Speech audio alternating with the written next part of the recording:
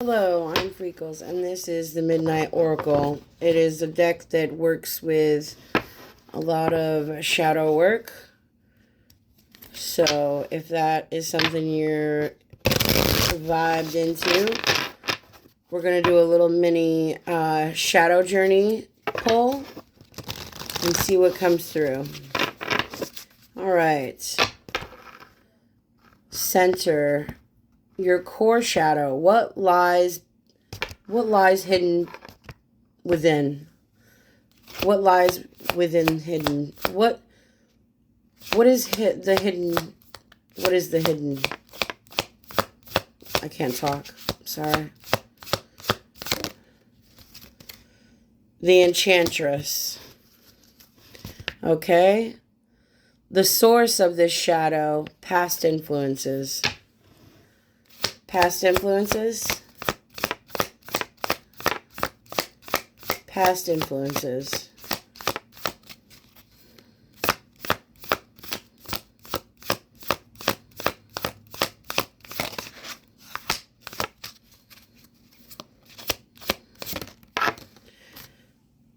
The Watcher in the Shadows.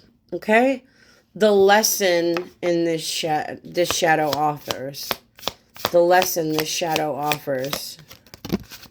Oh, that one just fell out. Okay.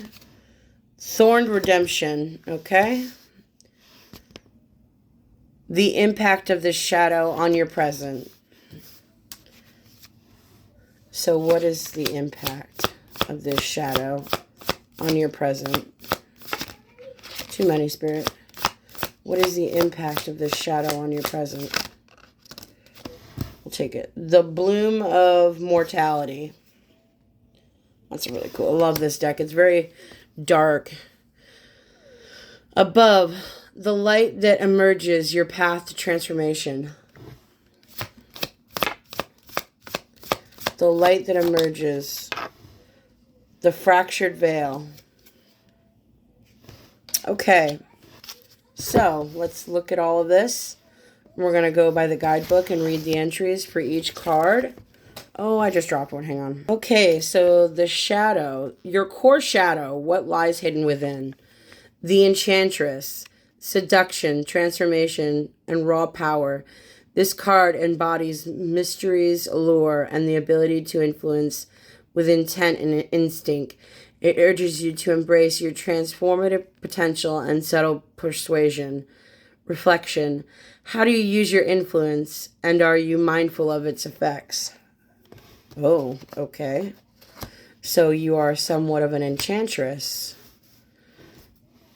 You have influence. That is your shadow. Okay. The source of this shadow, the past influences.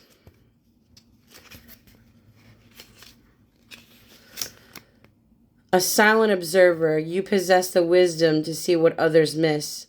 Trust your intuition as you navigate uncertain paths.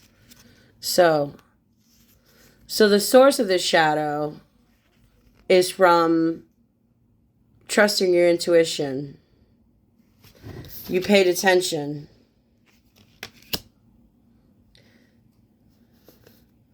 The reason you become an enchantress is because of past experiences of seeing something. That's what I'm picking up on. You've seen something, and it's caused you to become this enchantress that uses your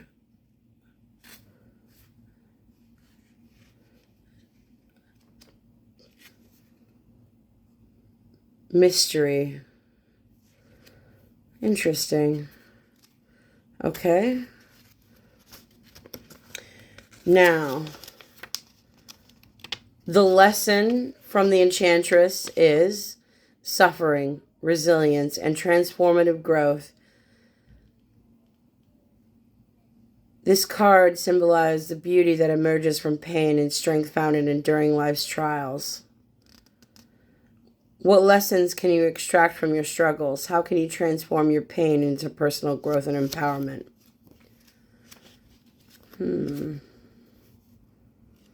So the lesson is all of the strength you've endured from all the pain.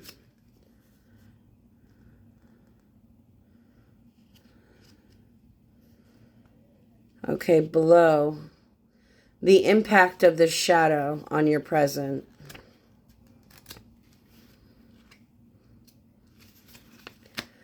Life and death are intertwined, each feeding the other. Embrace impermanence to find beauty in every moment. How can you honor both the fleeting and eternal aspects of your existence?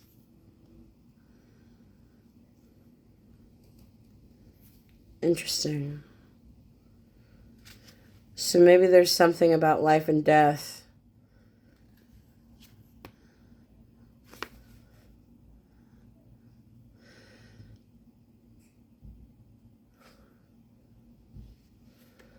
And then above, the light that emerges from the enchantress.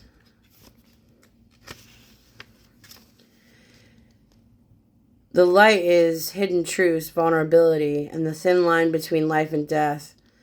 This card invites you to embrace the cracks in your reality as they may reveal profound insights and hidden beauty. What lies beyond the cracks in your perception? Are you willing to face truths that have been concealed?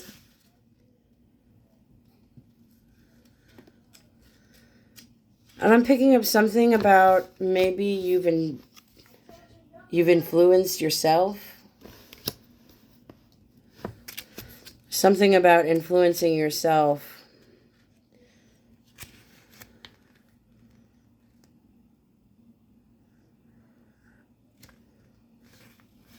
Persuading yourself into not seeing how fleeting life can really be, but also the beauty in mortality.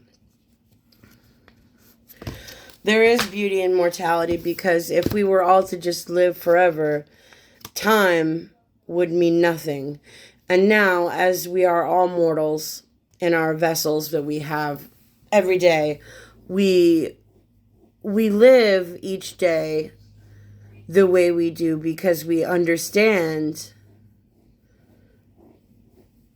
that time is fleeting. There's not enough time.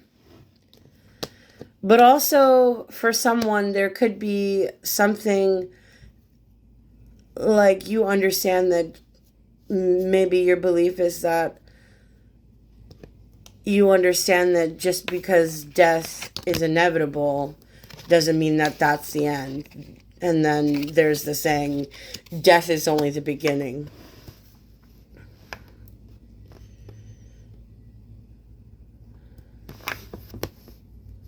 So the lessons you've learned from becoming, or the shadow of the enchantress, this persuasive side of you, this persuasiveness, the darkness, the dark, persuasive, seductive side of you, has taught you resilience.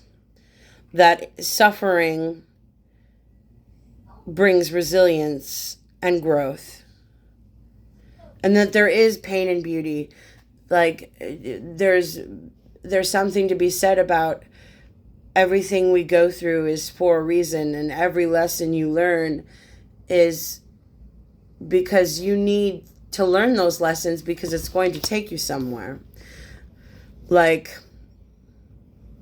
things don't just happen willy-nilly. Like, it's all for a reason. Like, I refuse to believe that everything is just random. It's not a coincidence.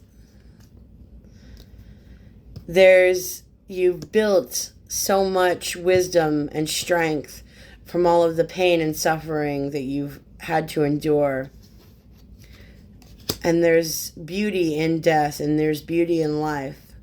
There's beauty in pain, because without all that pain, you wouldn't understand the meaning of life. And the meaning of life is to be loved, to love.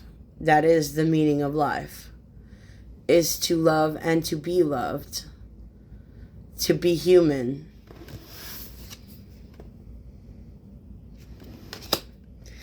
the reason it hurts so much is because of the love.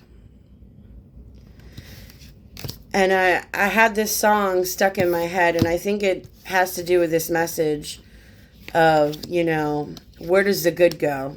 It's by Tegan and, what is her name? I think it's Tegan and Sarah? Tegan and Sarah, okay. And the song is basically talking about breakups. And, where does all of that love go once you break up with a person? Like, there was so much love and good and memories, but where does it all go after you break up with someone? Like, that is the whole theme of the song, is like, where does it all go? And I feel like it goes back into you, and then it goes back into the universe. And then when the time is right, that love is going to come back to you. And I think that has to do with this message, because I think you're starting to understand that just because there's darkness inside of you doesn't mean you're any less deserving of love. Yes, you have a persuasive side. Yes, you have a seductive side. But can you embrace this darkness and see the beauty? Can you see the beauty in all of the pain? Can you see the beauty in all of the pain and suffering and death and life? That's your message. I love you.